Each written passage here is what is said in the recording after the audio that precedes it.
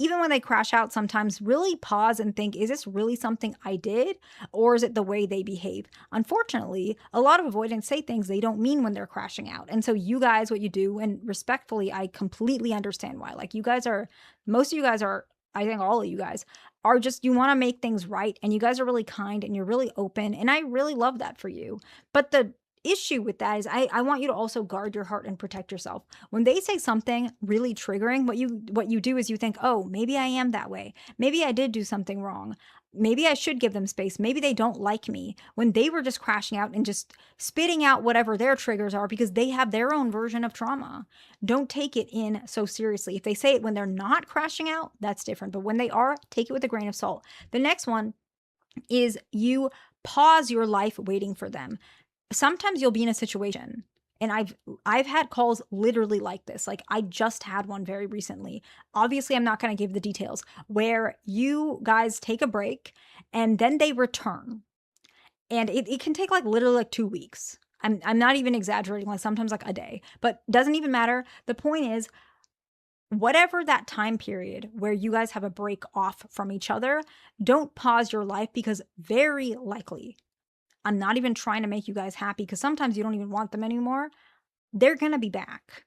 So there's no point in pausing your life, because when you have your life paused, you're not going to be in the best headspace to return with whatever you need to do to make that relationship work. Continue your life, even if sometimes it's hard. You can still grieve, you can still cry, you can still take time away, maybe take off from work, but don't stop living your life. Still show up even a little bit, because when they come back, you will probably regret the fact that you didn't spend time focusing on yourself. You want to be your best self when they come back, so that you can prompt them and they can show up if they need to change, right? You need your strength for when you guys are ready to really prepare for this relationship. And the last one is pull away as well, to give them a taste of their own medicine. It's okay if you need to pull away for yourself. Like that is different. But if you're doing it to give them a taste of their own medicine, it's going to backfire. Okay, so what do you do instead?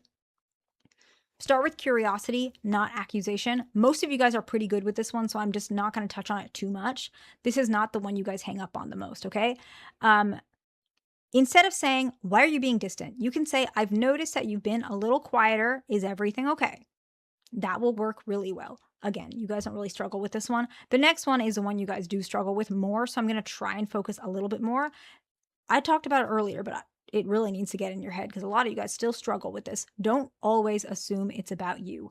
I want you to really stop and think, what are the other variables? The most common one is work and like external stress, okay?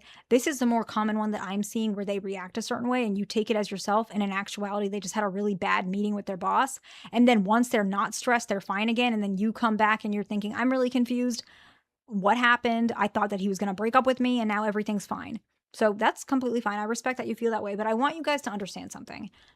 Instead of thinking he's falling out of love, I must have done something wrong, she doesn't like me anymore, she has somebody else, instead of those thoughts, what I want you to do is stop and look at things from an external perspective. What is really going on? Okay, they are crashing out, whatever it is. Okay, they have been really stressed at work. That makes sense. They always do this around this time of the year. Maybe it's because of their work situation, or maybe they have health issues. Their mother's going through something. Maybe they live with their mother and their mother is pressuring them. So think about those things before you rush and blame yourself. And what you can do is look at it from this perspective. Let's say you guys have been together for 2 years. Just an example. You might say something like, okay, we've been together for 2 years. The likelihood of them just randomly breaking up with me because they're a little bit stressed out is pretty unlikely. Just, it may be likely, but I want you guys to really process what this means, okay? You might think to yourself, this doesn't make sense, or if it does, they will probably tell me. Trust them and trust yourself. And the next point is pick the right moment. Okay, this is the third point, okay? I want you guys, if you still are concerned about them pulling away, pick the right moment to bring it up. Because you probably should bring it up, right? All of these things that you're assuming and things like that, they're partly normal. You need clarification, and they can't get away with not giving you clarification. And so go ahead and pick that right moment. It could be after work is a good one. When they are less distracted by work situations, maybe they're calm. I suggest like taking a walk and doing it then, because side-by-side communication avoidants are better about that. It could be on a small date. I wouldn't say a very romantic one, because you want more positivity, but maybe like a cafe date, coffee date, if you guys can do that.